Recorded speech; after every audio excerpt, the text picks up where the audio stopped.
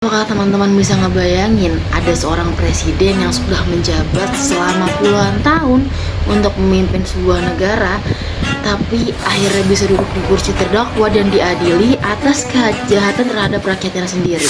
Halo teman-teman semuanya, perkenalkan nama saya Alftana Eva Hulda dengan NIM 251061285 dari program studi S1 Hukum Fakultas Hukum UPN Veteran Jakarta. Sebelumnya mohon izin untuk Bapak Rizky Huda selaku dosen pengampu mata kuliah hukum internasional kali ini. Jadi pada kesempatan video kali ini saya akan membahas salah satu kasus pelanggaran HAM berat ternyata yang paling kontroversial gitu dalam sepanjang sejarah perkembangan HAM ini, yaitu adalah kasus Saddam Hussein di Irak. Nah, saya di sini akan membahas bagaimana kasus ini diselesaikan dan apa kaitannya dengan hukum internasional. Lalu juga akan mempelajari apa sih yang bisa kita ambil dari kasus ini. Pertama-tama kita cari tahu dulu siapa itu Saddam Hussein ya teman-teman sekalian. Jadi Saddam Hussein ini adalah presiden di Irak yang berkuasa dari tahun 1979 sampai dengan 2003. Nah, selama masa pemerintahannya ini ternyata dia ini membawa dua dampak sekaligus, yaitu dampak positif dan juga negatifnya. Di sisi positifnya ternyata dia berhasil membangun infrastruktur dan memperkuat posisi negara Irak di kawasan Timur Tengah. Namun ternyata di sisi lain pemerintahannya ini itu membawa tuduhan karena seringkali melakukan tindakan represif terhadap kelompok oposisi, lalu terhadap minoritas etnis dan pihak-pihak yang dianggap mengancam kekuasaannya Saddam Hussein ini. Nah, disinilah teman-teman poin munculnya persoalan HAM yang kemudian menjadi perhatian dunia di kancah internasional. Jadi teman-teman, awal mula kasusnya itu adalah terjadi di tahun 1982, yaitu peristiwa Dujali ya teman-teman. Peristiwa Dujail. Jadi saat itu adalah terjadi percobaan pembunuhan terhadap Saddam Hussein di mana dia masih menjabat sebagai presiden. Nah, jika kita bayangkan ya teman-teman, anggaplah kita di posisi pemerintahan pada saat itu. Jika seorang presiden yang hampir dibunuh, tentu aja gitu kan negara tuh bakal nyari siapa dalangnya, siapa pelakunya. Tapi masalahnya di sini adalah cara mereka mencari pelakunya. Jadi dianggap ternyata berlebihan. Kenapa berlebihan? Karena itu dengan metode ratusan warga ditangkap, terus banyak warga yang dipenjara tanpa adanya proses hukum. Lalu juga ternyata sejumlah orang-orang ini mengalami penyiksaan dan lebih dari 100 warga dijatuhi hukuman mati. Itu kondisinya sangat chaos ya teman-teman, pasti. Ibarat itu adalah pembantaian massal oleh pemerintah terhadap rakyatnya sendiri gitu. Lalu disinilah muncul polemiknya. Memang negara itu boleh bertindak seperti itu? Jikalau kita lihat dari kacamata hukum internasional, tentu jawabannya adalah tidak boleh ya teman-teman. Lalu kenapa ini disebut pelanggaran HAM berat gitu? Seperti ada ya teman-teman, ini dasar hukumnya gitu ya. Jika kita kaitkan dengan hukum internasional itu, menurut pasal 7 Statuta Roma di tahun 1998, di situ adalah tertulis kejahatan terhadap manusia adalah tindakan seperti pembunuhan, penyiksaan, pemenjaraan, penganiayaan atau tindakan yang tidak manusiawi secara meluas dan sistematis terhadap penduduk sipil. Astagfirullahaladzim, sebentar. Lalu teman-teman, di hukum internasional ini kan sering dikenal dengan prinsip individual criminal responsibility, yang artinya itu setiap individu berwajib bertanggung jawab secara pribadi atas kejahatan internasional yang dilakukannya. Jadi meskipun dia itu menjabat sebagai presiden, kepala negara atau pejabat tinggi pemerintahan, ia tidak kebal terhadap ketentuan hukum internasional apabila terbukti melakukan pelanggaran HAM berat. Seperti itu ya teman-teman ya. Kita lanjut di mengapa ini disebut pelanggaran HAM berat.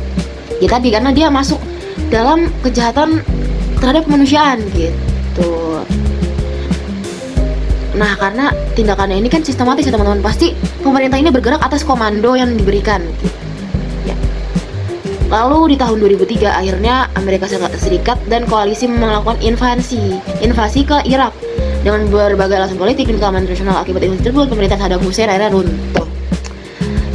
Lalu setelah silang beberapa bulan kemudian, Saddam Hussein ini berhasil ditangkap dan foto penangkapan ini tersebar di seluruh dunia yang menjadi salah satu peristiwa bersejarah pada awal abad ke-21. Nah, ini penyangkapan ini ya hanyalah awal gitu dari kenapa kasus ini bisa jadi perdebatan internasional. Kita lihat dari proses pengadilannya teman-teman. Di sini Irak itu membentuk pengadilan khusus bernama Iraqi High Tribunal. Disinilah proses hukum terhadap Saddam Hussein itu berlangsung. Jaksa menghadirkan berbagai saksi dan bukti terkait peristiwa di Dujail ini.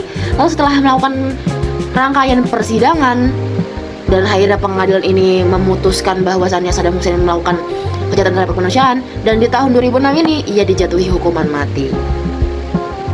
Lalu setelah itu dilaksanakan hukuman mati tersebut, dan dengan demikianlah seorang mantan presiden yang pernah menjadi orang paling berkuasa di Irak akhirnya harus mempertanggungjawabkan tindakan di hadapan hukum. Lalu apa teman-teman kaitan dengan hukum internasional gitu? Jadi dalam konteks hukum internasional ini dulu ada anggapan bahwa pemimpin negara hampir tidak mungkin dihukum karena memiliki kekuasaan yang sangat besar. Namun ternyata perkembangan hukum internasional ini menunjukkan hal-hal yang berbeda. Muncul prinsip yang tadi, prinsip individual criminal responsibility, lalu juga prinsip yang ini digunakan pengadilan Nuremberg gitu kan. Jadi dari kasus ini tuh sudah pernah dilakukan. Prinsip itu tuh diterapkan di pengadilan Nuremberg di Perang Dunia Kedua. Lalu teman-teman, kasus Saddam Hussein ini adalah memperkuat pesan bahwa tidak ada seorang pun yang kebal hukum ketika melakukan pelanggaran HAM. Lalu apakah semua pihak ini bisa menerima bahwasannya itu adil atau itu dirasa adil? Karena teman-teman sekalian, kita ini seringkali HAM ini bertabrakan dengan konsep di mana cara pembalasan atau cara penghukuman orang-orang yang melanggar HAM ini. Apakah memang betul keputusan Saddam Hussein dibunuh itu adalah keputusan yang tepat, keputusan yang sesuai dengan pelanggaran HAM dan selain sebagainya macamnya. Dan ternyata beberapa organisasi HAM internasional itu mengkritik jalannya persidangan ini. Ada yang mempertanyakan independensi pengadilan karena kondisi politik Irak saat itu kan sangat tidak stabil ya, dimana pemerintah itu runtuh semua teman-teman. Ada pula yang menilai penggunaan hukum mati bertentangan dengan tren perlindungan HAM. Walaupun itu dirasa untuk memulihkan korban-korban, memulihkan keluarga, memulihkan segala macam kondisi mentalitas keluarga yang ditinggalkan, tapi kan HAM ini melarang jelas loh untuk mencabut hak hidup itu. Ya, jadi lalu apa sih pelajaran yang kita bisa ambil dari hal ini? Jadi pelanggaran HAM berat ini bukan sekedar masalah domestik suatu negara gitu ya. Lalu komunitas internasional ini semakin menekankan pentingnya akuntabilitas bagi para pelaku pelanggaran HAM. Dan juga proses penegakan hukum harus tetap menjunjung prinsip fair trial atau peradilan yang adil, bahkan terhadap orang yang dituduh melakukan kejahatan paling serius sekalipun. Itulah teman-teman, dimana kita tuh HAM itulah di posisi di tengah-tengah. Bagaimana cara dia memulihkan korbannya, lalu bagaimana cara dia menindaklanjuti pelakunya, juga kita harus tetap menerapkan HAM itu, karena kan HAM itu dimiliki setiap orang, melekat di setiap orang. Negara itu bahkan tidak berhak untuk mencabut hak-hak dasarnya. Negara malah memiliki tanggung jawab. Ada 3, to respect, to protect, to fulfill. Itulah tanggung jawab negara. Jadi karena apalagi tujuan dari hukum internasional ini bukan sekedar untuk menghukum saja, tapi juga untuk menegakkan keadilan dan menjaga martabat manusia. Jadi sebagai kesimpulan teman-teman, itulah kasus Saddam Hussein ini contoh pentingnya bagaimana kepala negara itu ternyata tetap bisa diadili, walaupun dia adalah ikonnya suatu negara, ikon diplomasi, ikon segala macam, diplomasi segala macam, dia tetap bisa melakukan pelanggaran HAM berat, tetap bisa diadili teman-teman, tidak bisa terjadi impunitas di sini. Tetap ada penegakannya.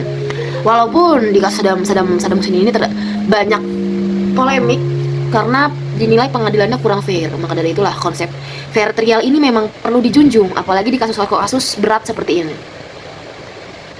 Ya, karena pada akhirnya keadilan yang sejati itu bukan tentang menghukum seseorang, tapi tentang bagaimana hukum itu ditegakkan lewat jalan yang benar. Terima kasih atas perhatiannya. Wassalamualaikum warahmatullahi wabarakatuh.